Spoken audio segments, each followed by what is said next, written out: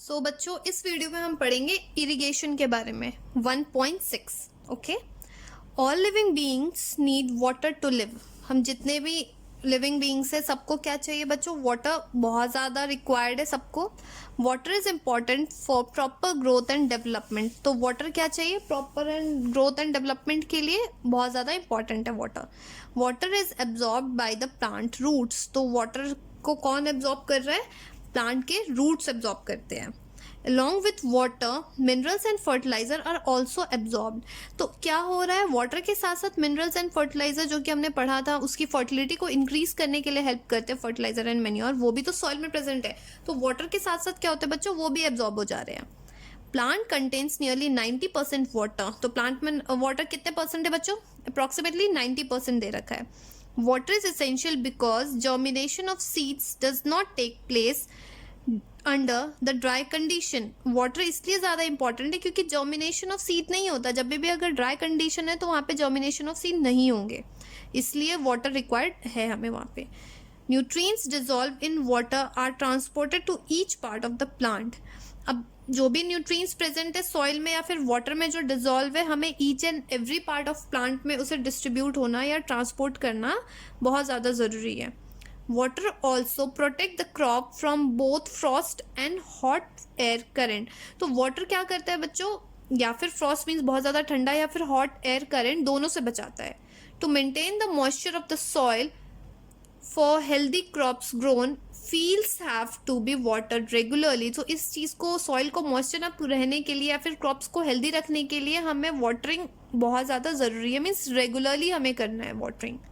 The supply of water to the crops at a regular interval is called irrigation। तो irrigation क्या हो गया?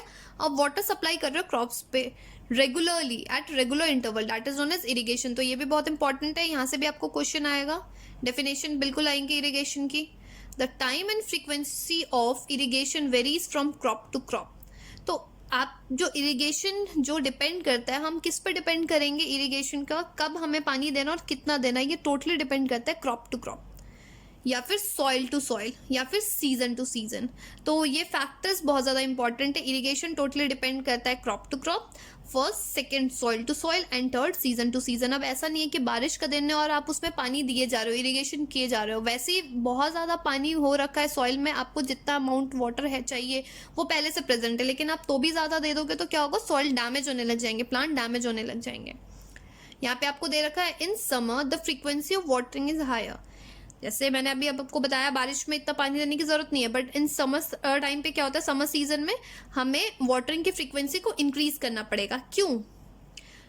Because क्या होता है आपका इवेपोरेशन का रेट क्या होता है बच्चों? इंक्रीज होने लग जाता है। यहाँ पे आपको लिखा हुआ है could it be due to the increase rate of evaporation of the water from the soil and the leaves. Definitely जब गर्मी ज़्यादा होती है तो इवेपोरेशन का रेट क्या होगा? बढ़ जाएगा। तो उसकी वजह से क्या होगा? ड्राई जो सॉइल है वो बहुत जल्दी ड्राई होने लगेगा, इसलिए हमें इरिगेशन के प्रोसेस को इंक्रीज करना पड़ा। तो यहाँ पे आपको समझ में आ रहा है कि आपको सीजन बहुत ज़्यादा रोल प्ले कर रहा है इरिगेशन में। ठीक है। I am very careful this year about watering the plant. Last summer my plants dried up and die। ठीक है। तो बहुत आप हर बच्चों के घर में होता है, कभी कभी क्या होता है आपका प्लांट खराब हो जाता है क्योंकि या तो कभी सूख जाता है, आप पानी नहीं डाल पाते हैं टाइम टू टाइम। तो इस वजह से क्या बोल रहा है यहाँ पे हमें ध्यान रखना है। सोर्स ऑफ इरिगेशन, सोर्सेज क्या है इरिगेशन के? यहाँ तो समझ में आया कि इरिगेशन क्या है, बट आप कैसे दे रहे हो? What are the sources? The sources of water for irrigation आ कौन कौन सा है? पहला आपको वेल दे रखा है, tubewells, ponds, lake, rivers, dams and canal. तो अब इनके बारे में हम आगे पढ़ते हैं। यहाँ पे आपको दे रखा है ट्रेडिशनल मेथड ऑफ इरिगेशन। कौन कौन से मेथड है यहाँ पे? फिगर आपको देखिए, फिगर से आपको बहुत अच्छे से समझ में आएगा। फिगर 1.4a मोट, 1.4b चेन पंप, ये देखिए चेन लगा हुआ है आपको।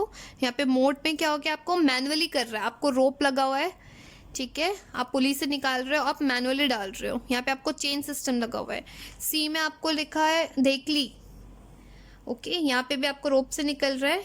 यहाँ पे आपको जो वुडन है ये आपको अटैच कर दिया गया है, तो ये भी आप मैनुअली इसको निकाल के और आप मैनुअली फील्ड में डाल रहे हो, तो इसमें क्या होता है, देखने में बहुत ज़्यादा आपका पानी ख़राब हो जाता है या वेस्टेज होने लग जाता है।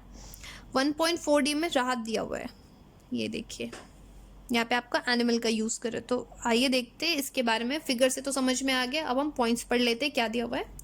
तो water available in the well, lakes and canals is lifted up by different methods in the different region for taking it to the field. तो ये देखिए अलग अलग डिफरेंट मेथड्स है आपको पानी टेक इन करने के लिए, पानी निकालने के लिए।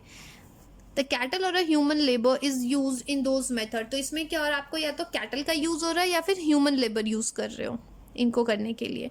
So these methods are cheaper but less efficient. ठीक है, सस्ता तो है बट लेस इफिशियंट है, क्योंकि एक तो टाइम टेकिंग बहुत ज़्यादा और एफिशिएंट भी उतना नहीं है जितना चाहिए। The various traditional ways are, पहला आपको मोड या फिर आप इसको पुलिस सिस्टम भी कह सकते हो। ये देखिए पहले आपको दिखा चुकी हूँ, सेकंड में आपका चेन सिस्टम दे रखा है। और देख लिया और रात, यहाँ पे देख लिए सी, और यहाँ पे फोर्थ में आपका राहत दे रखा है, that is lever system. Pumps are commonly use for lifting water. Pumps mainly हम घर में जैसे भी वाटर पंप लगता है, कोई भी पंप होता है, तो मेनली हम क्यों यूज़ कर रहे हैं, पानी को लिफ्ट अप करने के लिए। Diesel, biogas, electricity and solar energy is use to run this pumps. तो पंप को रन करने के लिए हमें क्या क्या चाहिए, तो डीजल से कर सकते हो या बायोगैस या इलेक्ट्रिसिटी या सोलर एनर्जी। ओके बच्चों, यहाँ आपको दे रखा है modern method of irrigation. Modern methods of irrigation help us to use water economically. The main methods used are as follow. तो modern methods में कौन कौन से आपको दे रखे, पहला आपको बोल रहा है स्प्रिंकल सिस्टम, सेकेंड है आपका ड्रिप सिस्टम। पढ़ते हैं हम स्प्रिंकलर सिस्टम में। This system is more useful on the uneven land where sufficient water is not available. तो मेनली हम ये कहाँ यूज़ करते हैं, जहाँ पे uneven land हो, जहाँ पे sufficient water available नहीं होता है। The perpendicular pipes having a rotating nozzle on the top are joined to the main pipe at a regular interval. कुछ टाइम पे क्या होता है, यहाँ पे आपको अनइवन लैंड में करने के लिए आपको यूज़ होता है ये, और क्या करता है, नोजल यूज़ करते हैं, और वो नोजल क्या होता है, हर पर्टिकुलर टाइम पे वो रोटेट होता है। तो इससे क्या होगा, हर पर्टिकुलर एरिया में जहाँ जहाँ आपको पानी चाहिए वहाँ रेगुलर इंटरवल ऑफ टाइम पे चला जाता है। When water is allowed to flow through the main pipe under pressure with the help of pump, it escape from rotating nozzle. ठीक है, जब भी आपने पंप स्टार्ट किया तो क्या हुआ, वाटर रोटेट होके हर एरिया में जहाँ तक उसकी एरिया जा रही है वहाँ तक वाटर प्रोवाइड कर रहा है।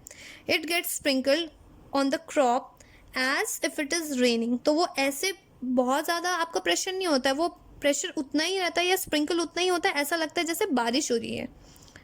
Sprinkling is very useful for lawn, coffee planting and several other crops. तो समझ में आ गया स्प्रिंकलर हम कहाँ कहाँ यूज़ करते हैं, तो लॉन में या फिर कॉफ़ी प्लांटेशन या फिर बहुत सारे अलग आपके क्रॉप्स में। यहाँ पे फिगर आपको 1.5 है, स्प्रिंकलर सिस्टम दिया हुआ है, मेन पाइप है, ये नोज़ल ये देखिए ये लगे हुए हैं। तो अगर ये वाला स्टार्ट करें नोज़ल यहाँ पे मेन पाइप से अटैच्ड है और ये सारे नोज़ल है, तो जब भी ये मेन पंप स्टार्ट होता है यहाँ पे, तो इस नोज़ल से इस पर्टिकुलर एरिया में गया, यहाँ से इस पर्टिकुलर एरिया में गया, तो ये इक्वली डिस्ट्रीब्यूटेड है।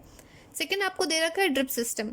इन this system the water falls drop by drop directly near the roots. तो ये क्या होता है ड्रिप सिस्टम में, आपको यहाँ देखिए ये पंप लगा हुआ है, सेम ऐसे ही लगा है, आपको मेन पाइप से अटैच है, तो ये डायरेक्टली रूट्स में जाता है water drop by drop. So it is called drip system. So इसलिए क्या बोलते हैं बच्चों, इसका नाम है drip system. It is the best technique for watering fruits plant या फिर गार्डन्स में या फिर ट्रीज में। Water is not wasted at all. इसमें क्या हो गया, वाटर का वेस्टेज नहीं हो रहा है। It is a boon in the region where the availability of the water is poor. तो ये वहाँ के लिए बहुत ज़्यादा इंपॉर्टेंट है जहाँ पे वाटर का जो अवेलेबिलिटी है, वहाँ पे जहाँ बहुत कम है। तो समझ में आ गया, इरिगेशन आपका मॉडर्न मेथड में आपको दो चीज़ें आ गई हैं, तो एटलीस्ट ध्यान रखना है आपको कि पहले हम कौन कौन से मेथड यूज़ करते थे और मॉडर्न मेथड कौन कौन से है और कैसे ही। तो बहुत ईजी है, फिगर देख के आपको समझ में आ रहा है। आगे पढ़ेंगे हम नेक्स्ट वीडियो में।